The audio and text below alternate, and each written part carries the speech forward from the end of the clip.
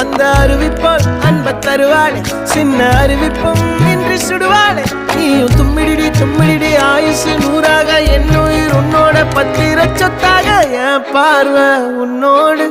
உன் பொம்மை கண்ணோடு பேசாமல் விண்ணோடு நாம் மிதந்து போவோம் காதாரா அடியா